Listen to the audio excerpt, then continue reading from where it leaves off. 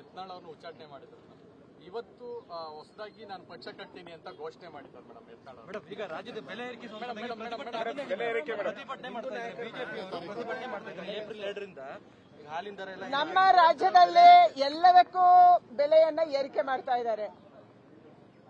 ಚುನಾವಣೆಯ ಪೂರ್ವದಲ್ಲಿ ಗ್ಯಾರಂಟಿಗಳನ್ನ ಘೋಷಣೆ ಮಾಡಿದ್ರು. ಇವತ್ತು ಗ್ಯಾರಂಟಿಗಳ ಕಾರಣಕ್ಕಾಗಿ ಬೊಕ್ಕಸ ಬರದಾಗಿದೆ. ಯಾವುದೇ ಅಭಿವೃದ್ಧಿ ಕೆಲಸ ನಮ್ಮ ರಾಜ್ಯದಲ್ಲಿ ನಡೀತಾ ಇಲ್ಲ. ನಮ್ಮ ರಸ್ತೆಗಳ ಗುಂಡಿ, ನೀರಾವರಿ ಯೋಜನೆ, ರಸ್ತೆಗಳಾಗ್ಲಿ, ಆಸ್ಪತ್ರೆಗಳಾಗ್ಲಿ, ಶಾಲೆಗಳಾಗ್ಲಿ, ಮೇಷ್ಗಳ ನೇಮಕ ಆಗ್ಲಿ, ಅವರಿಗೆ ಸಂಬಳ ಕೊಡೋದಾಗ್ಲಿ ಯಾವುದೂ ಇಲ್ಲ ನಮ್ಮ ರಾಜ್ಯದಲ್ಲಿ. ಎಲ್ಲವೂ ಝೀರೋ ಆಗ್ತಾ ಇದೆ. ಮತ್ತೆ ಮತ್ತೆ ನಮ್ಮ ಮೇಲೆ ಟ್ಯಾಕ್ಸ್ ಹಾಕ್ತಾ ಇದ್ದಾರೆ. ಮೊದಲ 6 ತಿಂಗಳಲ್ಲೇ ವಿದ್ಯುತ್ ದರ ಜಾಸ್ತಿ ಆಯಿತು. ಹಿಂದೆ ಇದ್ದಂತ ವಿದ್ಯುತ್ ದರಕ್ಕೆ 1.5 ಪಟ್ಟು ಜಾಸ್ತಿ ವಿದ್ಯುತ್ ದರವನ್ನು ಅವತ್ತು ಮಾಡಿದ್ರು. ಮತ್ತೆ ಇವತ್ತು ಜಾಸ್ತಿ ಮಾಡಕ್ ಹೊರಟಿದ್ದಾರೆ. ಹಾಲಿನ ದರ ಜಾಸ್ತಿ ಆಯಿತು, ಬಸ್ಸಿನ ರೇಟ್ ಜಾಸ್ತಿ ಆಯಿತು, ಮೆಟ್ರೋ ರೇಟ್ ಜಾಸ್ತಿ ಮಾಡಿದ್ರು, ನಮ್ಮ ರಿಜಿಸ್ಟ್ರೇಷನ್ ವ್ಯಾಲ್ಯೂ ಅನ್ನು ಜಾಸ್ತಿ ಮಾಡಿದ್ರು.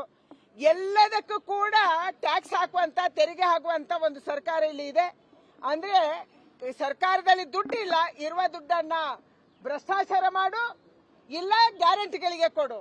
ಇವತ್ತು ಜನ ಹೇಳ್ತಿದ್ದಾರೆ ನಮಗೆ ಗ್ಯಾರಂಟಿ ಬೇಕಾಗಿಲ್ಲ, ದಯಮಾಡಿ ನಮಗೆ ನಮ್ಮನ್ನು ಬಿಟ್ಬಿಡಿ ಅನ್ನುವಂಥದ್ದನ್ನ ಪ್ರಾರ್ಥನೆ ಮಾಡುವ ಮಟ್ಟಿಗೆ ನಮ್ಮ ರಾಜ್ಯ ಬಂದಿದೆ. ಅಂತಂದ್ರೆ ನಮ್ಮ ರಾಜ್ಯವನ್ನ ಫೈನಾನ್ಷಿಯಲಿ ಅಧೋಗತಿಗೆ ತಗೊಂಡೋಗುವಂತ ಕೆಲಸವನ್ನ ಈ ಸರ್ಕಾರ ಮಾಡ್ತಾ ಇದೆ. ಒಂದು ಕಡೆ ಕುರ್ಚಿಯ ಗುದ್ದಾಟ, ಒಬ್ರು ಹೋಗಿ ಜಿಲ್ಲೆಗಳಲ್ಲಿ ರಿವ್ಯೂ ಮೀಟಿಂಗ್ ಮಾಡ್ತಾ ಇಲ್ಲ. ಯಾವ ಮಂತ್ರಿ ರಿವ್ಯೂ ಮೀಟಿಂಗ್ ಮಾಡ್ತಿದ್ದಾರೆ? ಮುಖ್ಯಮಂತ್ರಿ ಯಾವ ಜಿಲ್ಲೆಗೆ ಹೋಗಿ ರಿವ್ಯೂ ಮೀಟಿಂಗ್ ಮಾಡ್ತಿದ್ದಾರೆ? ಒಂದೇ ಒಂದು ರಿವ್ಯೂ ಮೀಟಿಂಗ್ ಆಗ್ತಾ ಇಲ್ಲ. ಜನರ ಕಷ್ಟ ಏನು ಅಂತ ಕೇಳ್ತಾ ಇಲ್ಲ. ಈಗಲೇ ನಾವು ಏಪ್ರಿಲ್ನ ಮಾರ್ಚಿನ ಕೊನೆಯಲ್ಲಿ ಇದ್ದೀವಿ. ಕುಡಿಯೋ ನೀರಿಗೆ ಹಾಹಾಕಾರ ಎದ್ದಿದೆ. ಇದನ್ನು ಯಾರು ಕೇಳೋರಿಲ್ಲ. ಇಂಥ ಒಂದು ಕೆಟ್ಟ ಸರ್ಕಾರ, ದುರಾಡಳಿತ ಸರ್ಕಾರ, ಭ್ರಷ್ಟಾಚಾರ ಸರ್ಕಾರ, ಇವತ್ತು ಜನರನ್ನ ಪೂರ್ತಿಯಾಗಿ ಲೂಟಿ ಮಾಡ್ತಾ ಇರುವಂತ ಸರ್ಕಾರ ಕರ್ನಾಟಕದಲ್ಲಿ ಇದೆ. ಇದರ ವಿರುದ್ಧ ನಾವು ಹೋರಾಟ ಮಾಡ್ತೀವಿ ಮತ್ತು ಜೋರಾಗಿ ಹೋರಾಟ ಮಾಡ್ತೀವಿ. ಸರ್ಕಾರದ ಕಣ್ಣು ತೆರಿಬೇಕು. ಸರ್ಕಾರದ ಕಿವುಡಾಗಿದೆ. ಇವತ್ತು ಕಣ್ಣು ಮುಚ್ಕೊಂಡಿದೆ, ಕಿವುಡು ಆಗಿದೆ. ಅದಕ್ಕೆ ಅದನ್ನ ಕಿವುಡುತನವನ್ನ ಸರಿಯಾಗಿ ಕೇಳಿಸುವಂತ ಡಾಕ್ಟರ್ ಕೆಲಸವನ್ನ ನಾವು ಮಾಡೋರಿದ್ದೀವಿ. ಇದರಲ್ಲಿ ಏನು ಕುತೂಹಲ ಇಲ್ಲ. ಅಲ್ಲಿ ಶಿಲಾನ್ಯಾಸದ ಕಾರ್ಯಕ್ರಮ ಇದೆ. ಆ ಶಿಲಾನ್ಯಾಸದ ಕಾರ್ಯಕ್ರಮದಲ್ಲಿ ಭಾಗವಹಿಸಕ್ಕೆ ಹೋಗಿದ್ದಾರೆ. ಯುಗಾದಿ ಇದೆ. RSSಗೆ ಯುಗಾದಿ ಅಂದ್ರೆ ಒಂದು ವಿಶೇಷವಾದಂತ ಪರ್ವ. ಅದಕ್ಕಾಗಿ ಯುಗಾದಿಯಲ್ಲಿ ಭಾಗವಹಿಸುವುದು ಮತ್ತು ಕಾರ್ಯಕ್ರಮದಲ್ಲಿ ಭಾಗವಹಿಸುವುದಕ್ಕಾಗಿ ಮೋದಿ ಅವರು ಹೋಗಿದ್ದಾರೆ. ಮೋದಿ ಒರಿಜಿನಲಿ RSS ಅವರು ಒಬ್ಬ ಪ್ರಚಾರಕರಾಗಿ ಅವರು ಭಾರತೀಯ ಜನತಾ ಪಾರ್ಟಿಯ ಜವಾಬ್ದಾರಿಯನ್ನು ತಗೊಂಡ್ರು. ಇವತ್ತು ದೇಶದ ಪ್ರಧಾನಿಯಾಗಿದ್ದಾರೆ.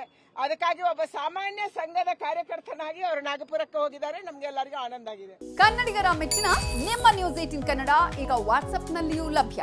ಕರ್ನಾಟಕ ಮತ್ತು ದೇಶ ವಿದೇಶದ 360 ಡಿಗ್ರಿ ಸುದ್ದಿ ವಿವರವನ್ನ ನೀವು ನಿಮ್ಮ ಕೈ ಬೆರಳುಗಳಲ್ಲಿಯೇ ಪಡೆಯೋದಿಕ್ಕೆ ಈ QR ಕೋಡ್ ಅನ್ನ ಸ್ಕ್ಯಾನ್ ಮಾಡಿ. ನಮ್ಮ ಚಾನೆಲ್ ಅನ್ನ ಫಾಲೋ ಮಾಡಿ, ನೋಟಿಫಿಕೇಶನ್ ಆನ್ ಮಾಡಿ.